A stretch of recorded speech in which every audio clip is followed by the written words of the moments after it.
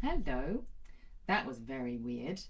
So, for those of you, I hope you're going to be able to find me. I was in the middle of doing Middle Earth readings, and it just stopped, which has never happened to me before. Facebook just shut me down. So I have got my phone so that I can see the comments for those of you who are live with me for session 1, and I'm going to finish this as a second video. So it may be that some of you are able to join me, but if not, I'm going to just have to look at what you put. So I'm really sorry that that's the case, and it's just going to make it a bit more clunky because I don't want people to have to put down their comments again. I'm going to have to try and remember where we were. So I was talking about retrograde motion and things going a bit slowly. That was interesting, wasn't it, that was the case. So we were talking about, I know that I was with Felicity, and we were discussing Ingus. So I'm just scrolling down to Felicity. So Felicity was that burst of energy. Maybe it was the burst of Ingus energy that made that happen. Then we have, so there we go. I've got you back on the screen there. So now I've got Esther. And Esther, you've also got IWAS. So I'm going to bring you back to the discussion that I've done around the partnership between Perfro and IWAS, and thinking about IWAS as being that point of stability and really feeling into your core self. And for me, there is a question here as well about, we talk about like assumptions via which we live our lives, we operate. It's actually just bringing presence to the things that we believe and know inside ourselves without any worry that we have to share them with somebody else who is going to judge them as being right or wrong. A lot of our society, it does that. It sort of says, we have to judge and we have to decide who's right and who's wrong. There's a correct answer and there's a not correct answer. This, for me, with this sense of the core inside, is simply acknowledging I have a core with beliefs, with rules that I get to decide, I get to work with. Nobody else has to agree with me, nor do I have to bring all of that out into the world, but it is a reality. There is a reality inside me that is real and true and allowed and authentic, and that my essence, for some of you who've done Northern Tradition Soul, you might think about that as being like the Valkyria, the part of you that is journeying through multiple lives, connected to the divine, choosing life after life after life to experience, is using that, is creating that reality and working with it. The divine within us is then creating that space inside, which is yours and yours alone. So it's that sense of looking at the IOS room from that perspective and saying, I can shift that and I can change that, but nobody else gets to tell me what's right and what's wrong in that space. That can happen outside, but not inside. Inside, I get to choose. So I just wanted to add that as another layer for you. And then in Maine, you have got Ansus, you've got the rune of communication there. So this rune does offer a little bit more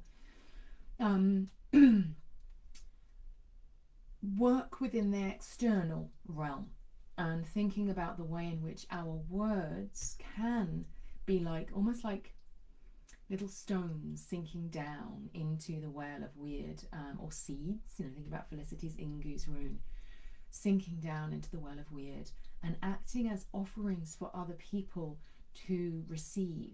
And it's, for me, there is a real sense there of just feeling like, even if it was like a few choice words offered out into the world through the course of this week, it's recognizing that there is a gift in that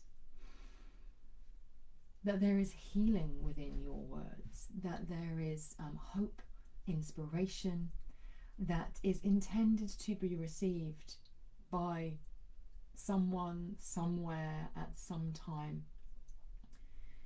And it's both accepting that as a gift and acknowledging that, and also to a certain extent recognizing that as maybe a responsibility for all of us, maybe not like all the time in our lives, but that sometimes we do need to take a little bit of a risk and share something that feels true inside to us with somebody else, knowing that perhaps that's what's needed in the world right now, is that somebody else to speak a truth that resonates with us as well. So it's the, with Esther, I was saying, we can keep those things inside, and that is very, very true. But every now and then our Iwaz tree makes itself a little lingus seed, and then as it flutters down, it has the energy of Ansus within it, and it might speak. That might be the gift, is the gift of speech.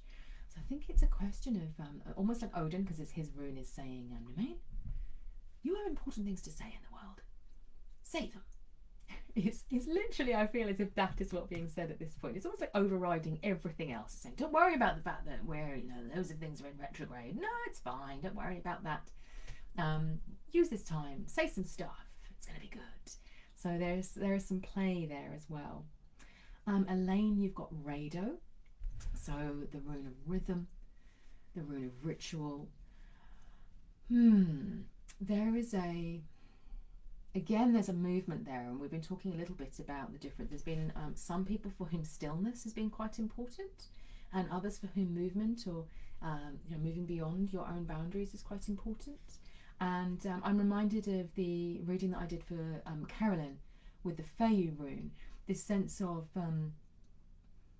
the way in which we can think about ourselves as being beings who, we speak, as in Nemain's case, I speak and it's received and people understand me in that sense, or people look at what I'm wearing and they make a judgment about me in that sense, and we can feel very visible and exposed in that way.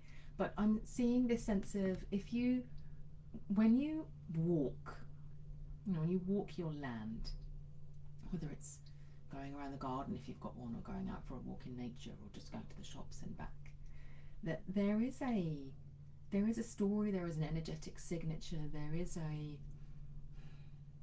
writing into the world of you as you move through the world, which is also worthy of our attention and our knowledge, and that sense in which a tree might say, well, my purpose is to generate again. I'm going to be, and then I'm going to create a seed, and then it's going to go down, and then another tree is going to plant, and survival is my purpose. Whereas a person might say, well, my purpose is to create a new software program that will enable many people to achieve more things in less time. The very different sense of purpose. And sometimes we are asked to say, well, actually, it's okay to be like, actually, my purpose right now is to enjoy this walk and to carve a channel through the air with my body as I move, and to compress the soil beneath my feet, just that tiny, tiny little bit that is changing the world on a cellular level just through the act of me moving, and to get my body going so that my blood is coursing through my veins just that little bit more, and to breathe the air in and out, because that is transforming the world simply through me being in it without having to do anything else. And Rado is inviting you into that deep connection with the way in which we are always engaged in evolution and transformation and being, and the purpose of simply being alive as part of the complex ecosystem of the earth, and recognizing ourselves as being part of that, and not just receiving it, not just being here and experiencing the world, but also moving through it and making change as we move through it as well. So it's inviting that deep reflection, and maybe that if you do embodiment work, if you do dance work, for example, that will also contribute to this sense in which dance is not just for me, it's not just self-expression, it is a claiming of ourselves as part of the spaces through which we move. And it might be that my dance is expressing something for the room that I am in, or for the spirits of the place who are with me, that they are channeling through me as well, that the weather is channeling through me, that I'm walking in a way that is more of a rainy way than it is a sunny way, No, it's really a very embodied process, is what the radar is inviting you into, Elaine, through the course of this week. So enjoy that. I quite want radar now. That sounds like a good rune to have this week. Anyone else want radar? Let's see. Eileen Glister says, hello. Carolyn says, I resonate with your words about choosing the way, how to see and work with the gods. Wonderful. Eileen, Eileen Glister, you got Gebo. I've got Gebo a lot during 2022. Here we are. For those of you who weren't with me at the beginning, we have the Gebo rune, the rune of gift giving, exchange, oath making. So we've done a lot of that, and we're moving into the half month of Gebo, and we've talked quite a lot about Gebo. I want to take you back to one of the very fundamental principles for people who get the Gebo rune. Often one of the things that is bringing presence to is how far what we give and we receive operate in balance with each other. And Gebo invites us into that balance. It invites us to say, there is, for Gebo, a sense of a code of fairness and of balance. That, it doesn't like it when it moves out of equilibrium. So if you are giving too much of yourself and not receiving enough, or if you made a promise and you haven't fulfilled on it, Gebo asks you to say, is this promise still relevant and worthy of your time and your attention? Because if it isn't, take it out of the I-was core of yourself, of your being, where you carved it once when you said, I absolutely must replace the garden shed this year, it's falling apart. Is that still something that you intend to do this year? Is it still as important? Maybe it's just not. Maybe you've gone, you know what, the things, the contents of the shed are not doing too badly actually.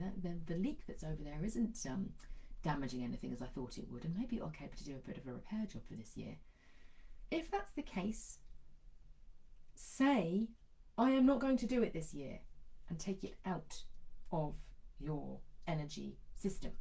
Because otherwise it is creating weight and momentum and strain, and your mind is channeling energy towards, I didn't do that, I said I was going to do it, I didn't know that, I said I was going to do it.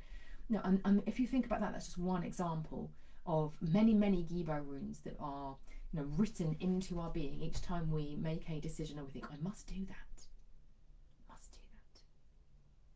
No, my grandmother used to come and she would just run her finger over the tops of the doors of our house, and if they weren't clean, she would go and clean them herself. It wasn't that she was saying, they need to be, but that's what she did at her home. So she just, I used to just watch her do it, and she'd be like, oh, there's a bit of nothing. I don't do that. I don't know what the tops of my doors look like, and but that was a decision that I took, because then she was a role model for me of what it is that we're supposed to do and everything, and it was actually a decision for me to take, to go, I'm not going to do it, because otherwise there was that little voice going, Nanny used to do that, is that an important thing to do? I don't think it is for me, but it was for her. So it's a silly example, but there's all sorts of things like that that are going on inside us. So when you start to work with the Gebo rune, or if you are getting it a lot, it's saying pay attention to where you are putting your energy and your focus, and to those promises, conscious and unconscious, that you have made, because every one of those is creating a stitch in the tapestry. Now that's what it looks like a stitch. And we might make all of those promises with love. I might have decided, by the way, that I did want to clean the tops of my doors, and I wanted to do so as an act of devotion and connection to my grandmother. That would have been a meaningful promise for me to make. I actually did do different things, because I decided that wasn't the one that was going to give me the most joy. But I could have decided to do that, and that would have been absolutely fine with me. But it's making those decisions, because otherwise the weight of the Gebo rune gets too much, and eventually its shape changes, stops being the balanced shape of the Gebo rune, and it becomes the imbalanced shape of the Northers rune, the rune of need and necessity. And I'm feeling a bit now, because I'm not able to keep up with all of those things. So I'm just going to bring that one in for you as well, Eileen, as being something that came up and often does if the Gebo rune is coming up a few more times. Chen, you've got Manaz. We've had Manaz reversed, now we've got it upright. We are standing in our power, and if you look at the beginning, or at session 1 of Middle Earth readings, as this has now become, because I had to start the recording again, with the Algiz rune, we were looking at our feet being together, receiving, being open to the moment, not being in action. Runes like the Rado rune, the Faya rune, we're looking at movement, we're looking at responsiveness. The Ansu's rune came up as well. What are you bringing out there in the world? I'm moving forward. The Manaz rune in this stance is the stance where your feet are apart, you're ready in that position where I don't need to move, but I am poised for action as is required. If there is something that comes towards me, through my lovely Perthrow filtration system, and it comes in and I do not like it, I'm going to say no. And I've got that strength inside me. My knees are a little bit bent, my feet are on the floor there, my hands are poised and ready for action. They're not sort of really, really loose. There is a tension is too strong a word, like an elasticity within them, so that I could say no, that's not okay. Oh yes, actually bring that. I need that. There is an awareness, a looking outwards. What's the word I'm looking for? Not tunnel vision. I'm going this way. I'm going this way. I'm going this way. It's actually, I know what is required. I know what I want to achieve through the course of this week, and I'm open to what's available to support me in doing that. So there is an openness to support. There is an opportunism that can come with the Manaz rune. That with some of the other runes, we're more in the, with Algas, we're in the receiving pose, and we go, oh, that might be an opportunity, and then we have to move and assume a different pose. So the Manaz rune, we're working with assumption that you already know. So self-doubt is not a good thing at this point. Questioning, should I be doing this? Should I be doing that? You already know the answers. You might just need to look back and remember what the decisions were that you have taken about this. Trust yourself and take up that position of being able to receive what the universe puts in your way to support you in your purpose. It's the sense that I'm getting with the Manaz rune. Recognizing that when we stand as if we are in our sovereign power, the universe goes, oh, Chen's in her sovereign power right now. What shall I send her way? So give it a try, see what comes. Then we have, let me see. Louise says you finally made it. Hello. Well, I can see that I have got some viewers who managed to get to this second session. So who knows who is with me and who is not from the last session. Carolyn says very interesting topic for the week, Louise. If you've shared a room, I will keep looking for it. Diane says that makes so much sense. Must read up on the Spanish Armada. Yes, well clearly I must as well, because when Spirit gives me now you're going to talk about the Spanish Armada, that could be quite daunting, and I didn't feel fully confident in the story. Erica, surrendering, receiving from sacred pause. Oh yes, being a quarantine queen. Well, a sacred pause quarantine queen for you then, Erica. Carolyn, thank you so much. You brought in an interesting aspect into my situation. Spirits of land maybe told me already that they want me to do more outside again. Oh, that's wonderful. And then Suzanne says, actually, the sequence did come in that order with our Perthrow cluster. So it was very strong energy of Perthrow there, and then we had the Iwaz route just coming in and reminding me, what a little bit of stability there as well. So I really hope that I got everyone's comments. I am so sorry that we had that very weird pause when Facebook just ended the video. So we are in two parts, middle earth readings in two parts. I'm going to attempt to splice them together for our YouTube audience so that it feels more seamless. Oh, tell a lie. We have one more comment. So Lisa, you came in at the end, didn't you? So you have got Rado as well. So we have discussed Rado, and I feel as if that rhythm piece, that piece around being embodied action in the world, is going to be very relevant for you as well, Lisa. Not picking up on anything in addition to that. So have a little bit of a listen to that, perhaps in the context of the wider piece around with the retrograde energy, we sometimes can't do anything other than wade through the mud and enjoy the process. And with that, wishing you all a fabulous week ahead. Many blessings, much support from the divine partnerships that are available to you in your life, and take it slow.